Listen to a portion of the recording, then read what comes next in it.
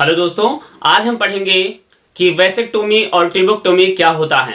इस वीडियो में हम लोग ट्यूबेक्टोमी और वैसेक्टोमी के बारे में संपूर्ण जानकारी के बारे में बात करेंगे। लेकिन इससे पहले हम एक लाइन कहना चाहेंगे आपसे कि आप सभी जानते हैं कि हमारे विश्व यानी कि पूरे विश्व की जो सबसे लंबी नदी है वो अमेजन नदी है। लेकिन क्या आपको पता है कि अमेजन नदी की जो उत्पत्ति हुई, जो ओरिजिन है, जहां से ये निकली हुई है, उसकी धारा किस प्रकार से बनी हुई है, वो कहां से और किस प्रकार से निकलती है। तो आपको ये पता होना चाहिए जो अमेजन नदी है इसकी जो ओरिजिन है वो एक एक बूंद से हुई है। एक एक बूंद से मतलब ये होता है कि एक बूंद गिरता है और दूसरे बूंद के गिरने में जो टाइम लेता है वो 8 सेकंड का लेता है। मतलब हर एक बूंद में 8 सेकंड का समय लगता है। एक बूंद गिरने से 8 सेकंड का समय लगता है, फिर दूसरी बूंद गिरती है और 8 सेकंड के समय के बाद में फिर तीसरी बूंद गिरती है। अब सोचिए, इसी प्रकार से हर एक बूंद के बीच में 8 सेकंड का इंटरवल होता है।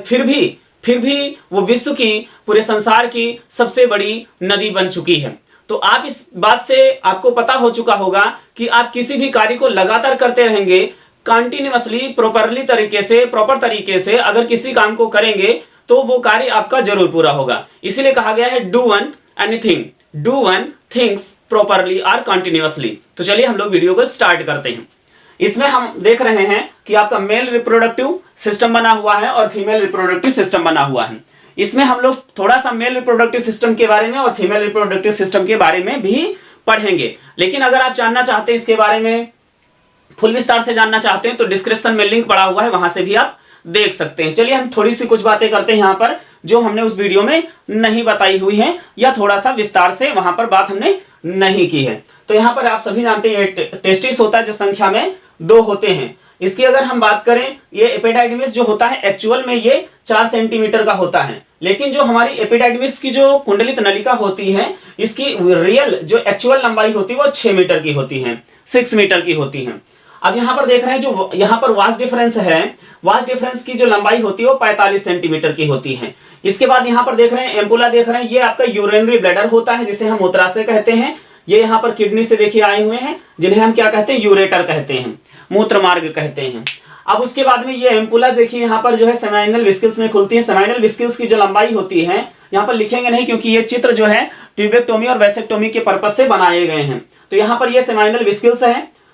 सेमाइनल विस्किल्स की अगर लंबाई बात करें तो 4 से 7 सेंटीमीटर की होती है। और यहाँ पर देखेंगे जब ये हमारा जो सीमेन आ रहा है, सॉरी जो यहाँ पर स्पर्म आ रहे हैं, अभी इसको सीमेन कहना गलत होगा, जब तक सेमाइनल विस्किल्स का जो फ्लूइड नहीं मिलता है उस स्पर्म को हम सीमेन नहीं कह सकते हैं।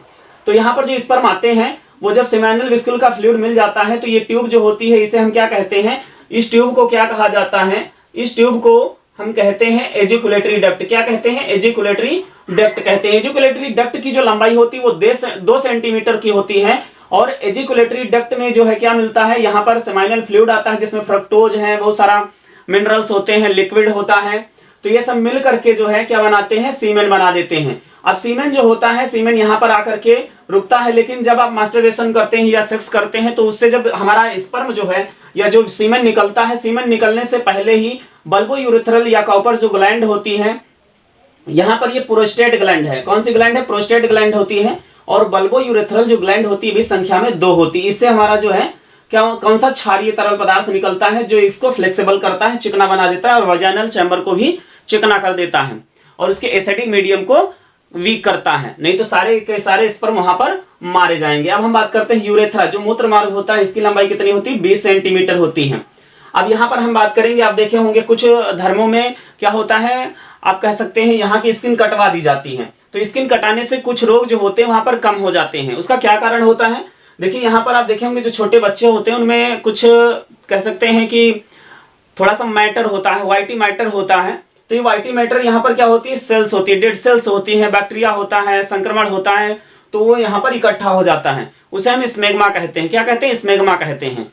और ये स्मेग्मा अगर बैड ओडरस देता है, बैड दुर्गंध देता है, तो वहां पर इसका मतलब होता है संक्रमण बढ़ चुका होता है।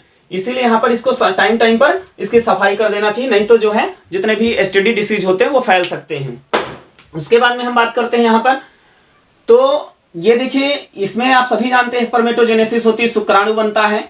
तो अभी हम लोग इसको समझेंगे कि वैसेक्टोमी क्या होता है। इससे समझने से पहले आप थोड़ा सा समझ लेंगे कि जो फीमेल रिप्रोडक्टिव ऑर्गन यहाँ पर दिख रहे हैं, जिसे हम फीमेल रिप्रोडक्टिव सिस्टम कहते हैं, इसके कौन कौन से भाग होते हैं यहाँ पर हम बात करते हैं। तो जैसे कि अगर हम बात कर लें कि एक बार में, थोड़ा सा आप इसमें से छूट गया, थोड़ा सा समझ लीजिए, एक बार में जो है शुक्राणु या एक बार में सीमेन जो होता है कितना निकलता है, तो इसकी जो मात्रा होती है, 2.5 से 4 ml होती है, 2.5 से 4 ml होती है। उसके बाद में अगर हम बात करें इनमें शुक्राणुओं की संख्या कितनी होती है, तो 30 से 40 करोड़ तक होती है, 30 से 40 करोड़ तक होती है, जिसमें से 60% जो हमारे स्पर्म होने चाहिए वो सेम एंड साइज में समान होने चाहिए, और 40% जो हमारे स्पर्म होने चाहिए वो मोटाइल होने चाहिए, मतलब चलने चाहिए। अगर ऐसा हो रहा है तो ये आपका सीमेन जो है सैंपल ठीक है, अन्यथा जो है इसमें इनफर्टिलिटी का चांसेस बढ़ जाते हैं। तो आपको ये भी पता होना चाहिए कि आखिर हम स्पर्म में जो उसकी मोटालिटी है, स्पर्म की क्वालिटी है, किस प्रकार से बढ़ा सकते हैं, तो उसका भी डिस्क्रिप्शन में जो है लिंक पड़ा हुआ है, उसको आप जरूर देखिए कि किस प्रकार से आप कपड़े पहनते हैं, कौन से कपड़े पहनते हैं, तो इसको आप जरूर देखिएगा। अब हम बात करते हैं, यहाँ पर हम फीमेल रिप्रोडक्टिव सिस्टम की बात करते हैं। तो फीमेल रिप्रोडक्टिव सिस्टम है, यहाँ पर आप देख रहे हैं, इसको हम लोग यहाँ से लेकर के यहाँ तक का ये भाग जो होता है इसको फैलोपियन ट्यूब कहते हैं, अंडवाहिनी नलिका कहते हैं, ये वाला भाग एम्पुला कहलाता है, और यहाँ पर आप देख रहे हैं इस वाले भाग को हम फनेल कहते हैं। लेकिन जो यहाँ पर आप देख रहे हैं कुछ अंगुली सदृश संरचना है जिसको हम फेमरी कहते हैं। अब यहाँ पर जो ओवरी आपको दिख रही है, इसी में जो है अंडा, जो अंडे होते हैं जिसे हम ओवरी अंडाशय कहते हैं, इसमें अंडे पड़े रहते हैं। देखिए जितनी भी हमारी फीमेल होती हैं वो जन्म जब लेती हैं, जितनी भी फीमेल होती हैं जब जन्म लेती हैं, तो फॉलिकल्स जो होती हैं या इगसेल कह लीजिए, जो प्रीमैच्योर इगसेल होती है वो जन्म के समय उनको मां से ही मिल जाती हैं। लेकिन यहाँ पर क्या हो जाता है, फॉलिकल स्टिमुलेटिंग हार्मोन्स के उपरांत हर एक 28 डेज के इंटरवल पर यहाँ पर जो है मैच्योर फॉलिकल जो सेल्स होती है उससे ओवम निकलता है, और ओवम निकल करके कहाँ पे जाता है, इसमें चला आता है, फैलोपियन ट्यूब में चला जाता है। अब यहाँ पर देखेंगे फैलोपियन ट्यूब में जाएगा, जब यहाँ से स्पर्म जो है जाएगा और यहाँ पर फ्यूजन हो जाता है, इसलिए आपसे पूछा जाता है कि निषेचन कहाँ पे होता है, अंडाणु का निषेचन कहाँ पर होता है, तो हम बोलते हैं फैलोपियन ट्यूब में होता है, अंडवाहिनी नलिका में होता है। चलिए हम लोग यहाँ पर स्ट्रक्चर पढ़ रहे हैं, तो इसको हम लोग क्या कहते हैं, यूटेराइन फंडस कहते हैं। क्या कहते हैं, यूटेराइन फंडस कहते हैं। अब हम बात कर लेते हैं थोड़ा सा ओवरी का साइज क्या होता है। तो ओवरी की जो लंबाई होती है वो 3 सेंटीमीटर होती है, और चौड़ाई जो होती है 2 सेंटीमीटर होती है, और इसकी मोटाई जो होती है वो 1 सेंटीमीटर होती है।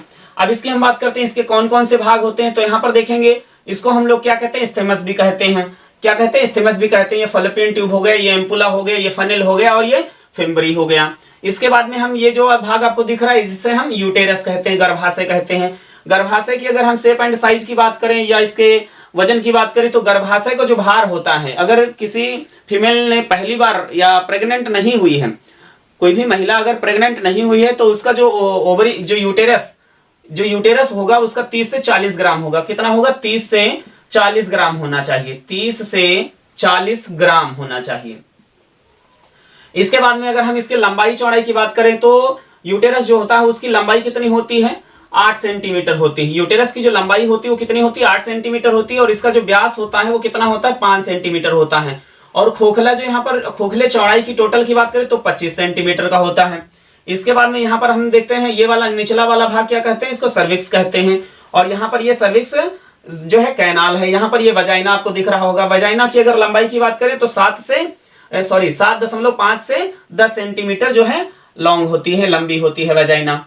इसके बाद हम बात करते हैं जो यहाँ पर गर्भाशय जो यूटेरस होता है, इसमें लेयर पाई जाती है। आप सबको मालूम होगा मेंस्ट्रुअल साइकिल चलता है, रजो धर्म चलता है, ऋतुस्राव जो होता है, जो एमसी आती है वो किस लिए आती है। तो आपको पता होना चाहिए कि हर एक 28 डेज के इंटरवल पर, यानी कि एक ओवरी अगर इस महीने में एक को रिलीज कर रही है तो ये फिर महीना ये क्या करेगी, इसके बाद वाला रेस्ट करेगी, फिर ये दूसरे वाले महीने में ये रिलीज करेगी, और फिर तीसरे वाले महीने में ये फिर से रिलीज करेगी, फिर चौथे महीने में ये फिर से एक रिलीज करेगी। मतलब अल्टरनेटिव जो होता है, एक के बाद एक ओवरी ओवम को रिलीज करती है, एक को रिलीज करती है। अब हम बात करते हैं, देखिए यहाँ पर जब 14वें दिन तक, 1 से 14 दिन तक जो हमारा, जैसे मान लीजिए मेंस्ट्रुएशन साइकिल समाप्त हो गया, तो यहाँ पर ओवरी जो होगी, ओवरी से 1 दिन से 14 दिन तक ये ओवम को तैयार करेगी, फॉलिकल स्टिमुलेटिंग हार्मोन्स के उपरांत प्रीमैच्योर करेगी, फिर ओवम निकलेगा, ईग सेल निकलेगा। तो जो ईग होगा, जो ओवम होगा, ये क्या करेगा, 14वें दिन जो है एफटी या कह सकते हैं फनेल में आके गिरेगा या फैलोपियन ट्यूब में आएगा। फिर यहाँ पर क्या होगा, 14वें दिन के बाद में, यानी 15वां, 16, 17, इस तरह से 28 दिन तक का ये यहाँ पर इंतजार करेगा। अगर इस दरमियान यहाँ पर कोई भी शुक्राणु आके इसको फ्यूजन कर लेता है तो यहाँ पर मेंस्ट्रुएशन साइकिल स्टार्ट नहीं होगा, क्योंकि यहाँ पर उसी 14 दिन के बाद में लेयर बनना शुरू हो जाती है। और 14 दिन के बाद में जो लेयर बनती है, अगर हम यूटेरस की बात करें, गर्भाशय की बात करें, कितनी लेयर होती है? तो 3 लेयर होती है। जो यहाँ पर अगर हम बाहर से बात करें तो जो पहली वाली है इसको हम लोग क्या कहते हैं? पेरीमेट्रियम कहते हैं। क्या कहते हैं? पेरीमेट्रियम, पेरीमेट्रियम कहते हैं। और दूसरी वाली जो होती है इसको हम मायोमेट्रियम कहते हैं। क्या कहते हैं? मायोमेट्रियम, मायोमेट्रियम कहते हैं। तीसरी वाली जो होती है उसको एंडोमेट्रियम कहते हैं। क्या कहते हैं? एंडोमेट्रियम कहते हैं। तो यहाँ पर जो एंडोमेट्रियम सेल्स जो लेयर होती है ये क्या करती है? 28वें दिन के बाद में अगर देखती निषेचन नहीं हो पा रहा है तो ये ब्रेक डाउन होना शुरू हो जाती है। और जब ब्रेक डाउन होगी तो इसके सेल टिश्यूज जो है डिस्चार्ज होंगे। और यहाँ पर देखेंगे जब ये इसके शरीर का हिस्सा है तो ब्लड भी तो सर्कुलेट होगा ना, ब्लीडिंग हो जाएगी। तो इसी के साथ ये डेड सेल्स जो होंगे, जो पस सेल्स होंगे, ब्लड होगा और ब्लीडिंग हो जाएगी, तो बोलेंगे मेंस्ट्रुएशन साइकिल स्टार्ट हो गया है, ऋतुस्राव हो गया है, रजोधर्म शुरू हो गया है। तो इस तरह से जो हमारी एमसी आती है। अब चलिए हम बात करते हैं ट्यूबेक्टोमी क्या होता है और वैसेक्टोमी क्या होता है। तो यहाँ पर हम देखते हैं इसको हम लोग क्या कहते हैं? देखो, पुरुषों में जो प्रक्रिया होती है उसको हम लोग क्या कहते हैं? वैसेक्टोमी कहते हैं। क्या कहते हैं? पुरुषों में जो क्रिया होती है उसको हम लोग क्या कहते हैं? वैसेक्टोमी कहते हैं। वैसेक्टोमी कहते हैं। वैसेक्टोमी क्यों कहते हैं? क्योंकि इसको क्या कहा जाता है? वास डिफरेंस कहा जाता है। क्या कहा जाता है? वास डिफरेंस कहा जाता है। तो देखेंगे जब यहाँ पर स्पर्म बना, और स्पर्म बनने के बाद में वास डिफरेंस, जब स्पर्म बनेगा सेमिनिफेरस ट्यूब्यूल्स में बनेगा, सेमिनिफेरस ट्यूब्यूल से स्मॉल जो ट्यूब्यूल्स में जाएगा, फिर रेटी टेस्टिस में जाएगा, और रेटी टेस्टिस से एपिडाइडमिस में जाएगा, एपिडाइडमिस से क्या हो जाएगा? यहाँ पर एपिडाइडमिस में आने से पहले पता है क्या होगा? एपिडाइडमिस में आने से पहले वास डिफरेंसिया में जाएगा, फिर एपिडाइडमिस में आएगा, एपिडाइडमिस से वास डिफरेंस में जाएगा, और वास डिफरेंस से यहाँ पर आप देख रहे हैं एम्पुला में आएगा, एम्पुला से होता हुआ एजुकुलेटरी डक्ट में आएगा, एजुकुलेटरी डक्ट से यूरेथ्रा में आएगा, और यूरेथ्रा से अगर आप सेक्स कर रहे हैं तो वजाइनल चैम्बर में जाएगा। लेकिन अगर यहाँ पर क्या होता है कि ऑपरेशन करके इस वास डिफरेंस को काट दिया जाता है, और काटने के बाद में इसको क्या करते हैं? मोड़कर ऐसे बांध देते हैं। क्या करते हैं? मोड़कर बांध देते हैं। इसको भी यहाँ पर क्या करते हैं? मोड़कर बांध देते हैं। तो यहाँ पर आपने क्या करा? इस वास डिफरेंस को आपने काट दिया और बांध दिया, तो इसको क्या कहेंगे? वैसेक्टोमी कहेंगे। क्या कहेंगे? वैसेक्टोमी कहेंगे। इससे क्या होगा? यही काम देखिए, अगर आप इधर नहीं करेंगे तो क्या हो जाएगा? इधर के शुक्राणु जाते रहेंगे, और शुक्राणु जाते रहेंगे तो इतना पर्याप्त होता है शुक्राणु कि इसमें भी निषेचन करने की क्षमता होती है। ठीक है, तो यहां पर देखेंगे तो अब इसमें क्या हो गया? वैसेक्टोमी हो गया। वैसेक्टोमी को हम लोग क्या कहते हैं? नसबंदी कहते हैं। क्या कहते हैं? नसबंदी कहते हैं, जो पुरुषों में होती है। अब शुक्राणु बनेंगे तो, लेकिन शुक्राणु क्या होगा? यहाँ पर आपका देख रहे हैं एजुकुलेटरी डक्ट में नहीं जाएगा, यूरेथ्रा में नहीं जाएगा, एजुकुलेशन नहीं होगा। अब यहाँ पर हम लोग क्या करेंगे?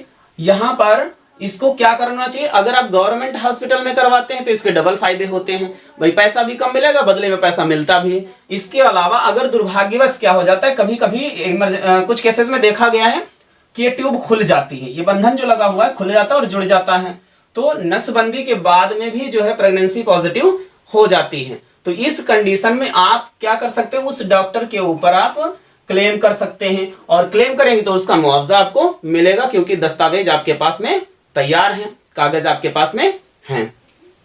तो अब चलिए हम लोग पढ़ते हैं कि आखिर ट्यूबेक्टोमी क्या है। ट्यूबेक्टोमी हमेशा महिलाओं में होता है, जिसको हम लोग नालबंदी कहते हैं। और इसमें क्या करते हैं? जो आपकी फैलोपियन ट्यूब है, इसको यहां से कट कर दिया जाता है। कट करने पर इसको भी वैसे ही बांध दिया जाता है। अब इसको बांध देने पर क्या होगा? यहां पर देखिए ओव्यूलेशन हुआ, अंडोत्सर्ग हुआ, ओवरी से अंडा फैलोपियन ट्यूब में आया, बट क्या होगा? इधर से स्पर्म नहीं जा पाएंगे, और स्पर्म जा नहीं पाएंगे तो फर्टिलाइजेशन नहीं होगा, जाइगोट नहीं बनेगा तो इम्प्लांटेशन नहीं होगा तो एम्ब्रियोनिक डेवलपमेंट नहीं होगा, और तब क्या होगा? गर्भधान नहीं होगा, प्रेगनेंसी नहीं होगी। ऐसा ही काम इधर भी करना पड़ेगा, अन्यथा दूसरे महीने में ये लेडी प्रेग्नेंट हो जाएगी। ठीक है, तो इस तरह से इसको क्या बोलेंगे? ट्यूबेक्टोमी बोलेंगे। ट्यूबेक्टोमी क्यों बोलते हैं? क्योंकि इसमें ट्यूब को काटते हैं, इसलिए इसको ट्यूबेक्टोमी बोलते हैं। इसमें वास डिफरेंस को काटते हैं तो इसको वैसेक्टोमी कहते हैं। अब इस कंडीशन में क्या होता है, देखिए इस कंडीशन में क्या होगा कि यहां पर ओव्यूलेशन तो होगा लेकिन ये डिस्चार्ज नहीं होगा। अब हम बात करेंगे कि आखिर जो कभी कभी आपने देखा होगा कि कुछ लोगों को ल्यूकोरिया की समस्या रहती है। ल्यूकोरिया की समस्या तो कुछ लोग तो जान नहीं पाते हैं कि ल्यूकोरिया है क्या।